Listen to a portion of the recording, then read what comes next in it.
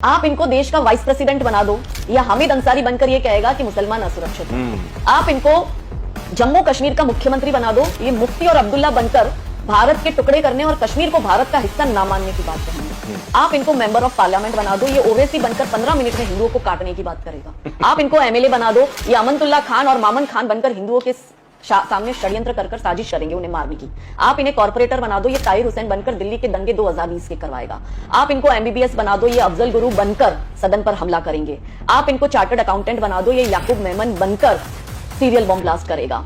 आप इनको बुरहान वानी, जिसको हमने गरीब हेडमास्टर का बेटा समझा, आप उनको सॉफ्टवेयर इंजीनियर बना दो तो वो बुरहान वानी बनकर इंडियन आर्मी पर हमला करेगा। आप इनको जवाहरलाल नेहरू यूनिवर्सिटी में पढ़ने भेज दो, वो उमर खालिद बनकर भारत तेरे टुकड़े होंगे इंशाल्लाह इंशाल्लाह के नारे लगाएगा। आप इनको आईएएस अधिकारी बना दो, ये जकात फाउंडेशन बनाकर यूपीएससी जिहाद करेगा। आप इनको मल्टी मिलियनर सुपरस्टार बॉलीवुड का बना दो, वो आमिर खान बनकर गुजरात की जनता को नर्मदा का पानी ना मिले इसलिए वो आंदोलन करेगा। तो कोई भी ओहदा दे दो, ये उन्मादी ही निकलेंगे। जिसमें खाएंगे ये उसकी बर्बादी ही निकलेंगे। और दूध पिलाने से सांपों ने कब अपनी फितरत छोड़ी है, खाल उतारेंगे अपनी तो जिहादी ही निकलेंगे। भारत বিরোধিতা করতে হলে সমাপ্ত, ভারতকে করতে হবে ইসলাম মুক্ত। যদি হিন্দু শূন্য হতে পারে বাংলাদেশ, পাকিস্তান, আফগানিস্তান, তাহলে ঈসাই মুক্ত, ইসলাম মুক্ত হতে পারে হিন্দুস্তান। মাত্র 1400 বছর আগে জন্ম নেওয়া একটি সম্প্রদায় আজ কিভাবে 56খানা দেশ দখল করলো, কোন জাদুতে কোন ম্যাজিকে তারা 56খানা দেশ দখল করলো, সেই ইতিহাসটাই আজ তুলে ধরবো আপনাদের সামনে। যাদের যাত্রাপথ শুরু হয়েছিল মক্কা মদিনা থেকে, অর্থাৎ একটি মাত্র দেশ থেকে, তাদের দখলে আজ বিশ্বের 56টা দেশ। মেসোপটেমিয়া এখন ইরাক, রোম এখন ইটালি, পারস্য এখন ইরান। ডেমোগ্রাফি বদলেছে ভারতেরও, বহু খণ্ডিত হয়েছে হিন্দুস্তান। এই যেমন বাংলাদেশ, পাকিস্তান, আফগানিস্তান। যে ধর্মে শুধুই হিংসা, শুধুই দখল, নেই মানবতার অথবা সভ্যতার কোন স্থান। এই কারণেই হিন্দুরা ঐক্যবদ্ধ তুলছে স্লোগান, ইসলাম মুক্ত ভারত, ইসলাম মুক্ত হিন্দুস্তান। নমস্কার, আমি মৃত্যুঞ্জয় দাস, আপনারা দেখছেন বিতর্কিত নিউজ। আর আজকের আমাদের প্রতিবেদন ইসলাম মুক্ত ভারত।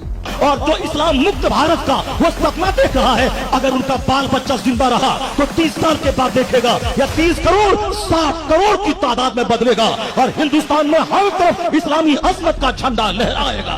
अब हम जो बोल रहे हैं वो कंट्रोवर्शियल है, पर बोलेंगे क्योंकि सत्य है।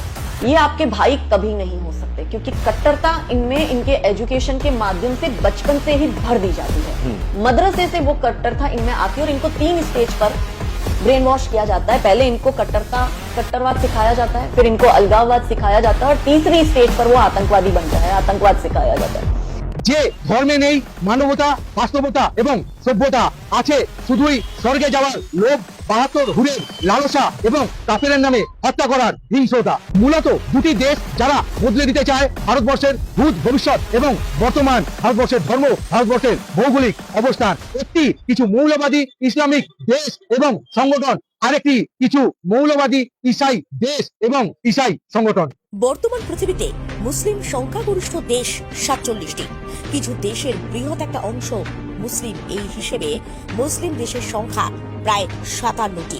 ইন্দোনেশিয়া, পাকিস্তান, বাংলাদেশ, নাইজেরিয়া, মিশর, তুরস্ক, Iran, Sudan, Algeria, Afghanistan, Morocco, Iraq, Malaysia, Saudi আরব, Uzbekistan, Yemen, Syria, Kazakhstan, Niger, Burkina Faso, Mali, Senegal, Tunisia, Guinea, Somalia, Azerbaijan, Tajikistan, Sierra Leone, Libya, Jordan, সংযুক্ত আরব আমিরাত, Kyrgyzstan, Turkmenistan, Chad, Lebanon, Kuwait, Albania, Mauritania, Oman, Bosnia, Herzegovina, Gambia, Bahrain, Comoros, Qatar, Djibouti, Brunei, মলদ্বীপ, Togo, Uganda, Mozambique, Guyana, Suriname, Ivory Coast, Benin, Gabon, Guinea Bissau, Cameroon.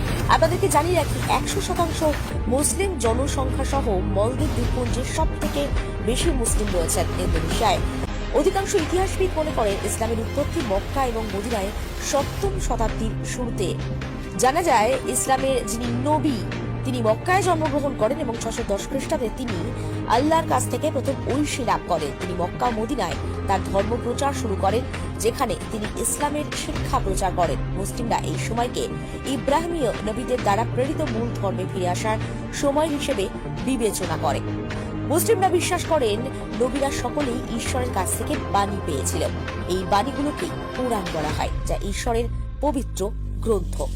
কিন্তু কোনো ধর্মগ্রন্থ, কোনো ধর্ম কখনো কাউকে আঘাত করা, কারোর ওপর আক্রমণ করার বার্তা দেয় কি? আদৌ কি ধর্মগ্রন্থ আর ধর্ম এই দুটোকে এক করে দেওয়া যায়? মানুষে মানুষে হিংসা বিদ্বেষ কখনো সমর্থনযোগ্য হতে পারে কি? কোন দূত সেই বার্তা দিয়েছেন কি? সবটাই অনেকগুলো প্রশ্নচিহ্নের জন্ম দিয়েছে। কেন জানেন? কারণটা খুব স্পষ্ট। তুর্কি, বিন, তুগলক, মুঘল, খিলজি, হুন, পাঠান হোক অথবা বাবর, আকবর, শাহজাহান, এরা কেউ ভালো মানুষ ছিলেন না। এরা ছিলেন লুঠেরা, দখলদার, ধর্ষক এবং মার্ডারার। যে দেশে ইসলাম প্রবেশ করেছে তার অধিকাংশই তারা দখল করে নিয়েছে 100-150 বছরের মধ্যে। শুধুমাত্র ভারতবর্ষকে গত 800 বছর ধরে তারা চেষ্টা করেও পুরোপুরি দখল করতে পারেনি, তবে অবশ্যই বিভক্ত করতে সক্ষম হয়েছে তারা। তাই যদি ভারত বিরোধী চক্রান্ত করতে হয় সমাপ্ত, একদিন ভারতকেও করতে হবে ইসলাম মুক্ত। অনেক হয়েছে কংগ্রেস মুক্ত ভারত, এবার দাবি উঠছে ইসলাম মুক্ত ভারত। আজ সময় এসেছে সতর্ক হওয়ার, সচেতন হওয়ার এবং কঠিন থেকে কঠিন সিদ্ধান্ত নেওয়ার। নমস্কার, আমি মৃত্যুঞ্জয় দাস, একজন গর্বিত ভারতীয়, একজন গর্বিত হিন্দু।